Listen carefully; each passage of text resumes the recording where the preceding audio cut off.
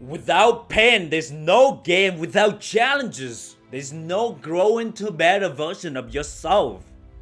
Without struggles, don't know what you are capable of being. I was working out earlier today, and as I put on some extra weights for my squat exercise, I was looking myself in the mirror. I didn't really like that extra weights at all. It hurt my shoulders and my legs. However, without that extra weight, my muscles won't grow and expand. So my question is, what is my desired outcome? Do I want to grow bigger? Do I want to grow stronger? Then I need to be willing to endure the temporary pain. I'm sure this is not any new concept, and you may have heard it so many times before. But I think it's good to refresh our brains from time to time. Our brains normally are trained to enjoy the comfort and avoid the discomfort. And if we don't regularly remind ourselves, we may fall back into our default setting, which is to do the easy and predictable things. Without life's challenges, we won't be able to grow into a better version of ourselves. But it isn't always easy to face challenges. Nobody says to themselves that I will wake up tomorrow and so excited about this challenge. No, we see the values, but nobody really wants to go through the discomfort. And most of the time, when people are faced with an option, comfortable or pain, 99% they will choose comfortable. Believe it or not, we're wired to avoid pain more than the desire to gain. If I remember correctly, the gain must be significantly outweigh the pain, at least 3 times or greater, in order to motivate people to change. Isn't that interesting? Let's say if the gain is just a bit better, we'll likely choose to stay in our comfort zone. Like just last night, it was snowing heavily and I wanted to go out. However, since the upside wasn't that great and the pain was quite large, I didn't want to drive in snow and endure the cold. I decided to stay at home. What am I trying to say here? Well, you see, if the gain isn't significantly obvious and attractive, I'll choose the comfort anytime. That's why it's so important for us to take time making the gain or the benefits so obvious and attractive in order to motivate ourselves to change for the better. Another example is cleaning and organizing my living space.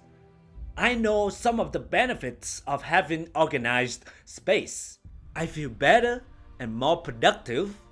However, it's often not a big enough upside to motivate me to keep my space organized regularly. So I decided to write all the benefits on the piece of paper, including hidden benefits.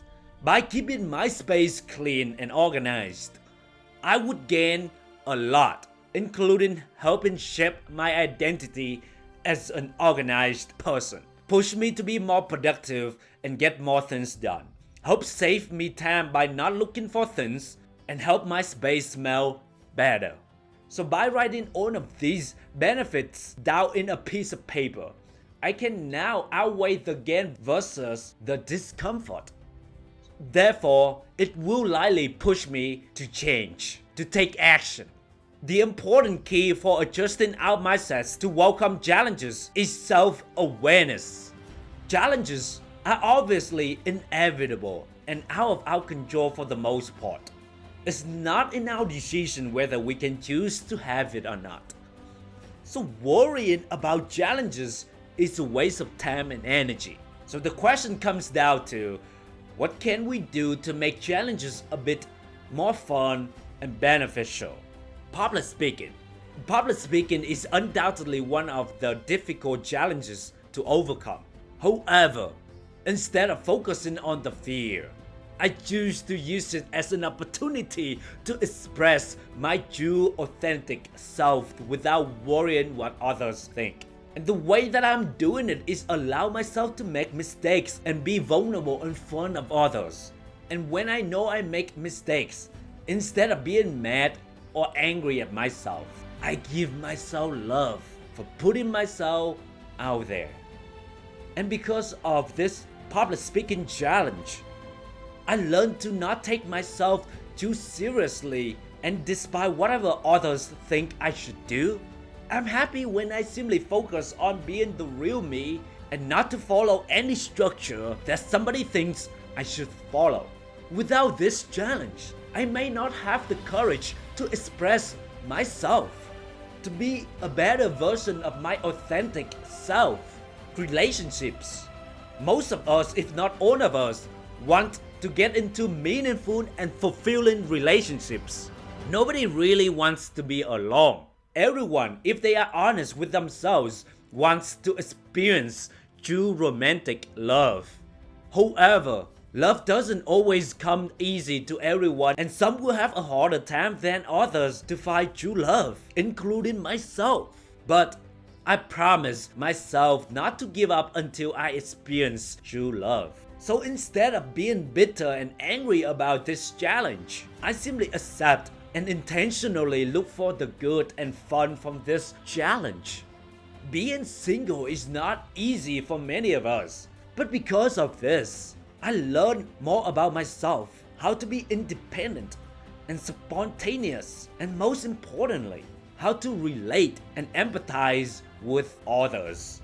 I truly believe that every challenge is temporary, and as long as you don't give up, victory is always within reach.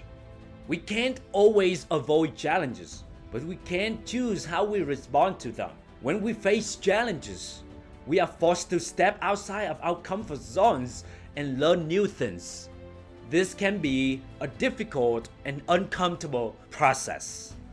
I get it, but it is ultimately rewarding. By facing challenges head on and making them fun and beneficial, we can grow into a better versions of ourselves. So learn to look for the good in the difficulty. Learn to focus on the gain instead of what you got to lose. Because at the end of the day, you don't have anything to lose and more to gain when you have the courage to face challenges. Hey, I hope you enjoy this episode. Thank you for choosing to listen to my podcast. I love doing this and I do it in my spare time. And your ratings and reviews would mean a lot to me. From the bottom of my heart, thank you. And until next time, never stop believing in yourself and always be your badass, authentic, genuine self.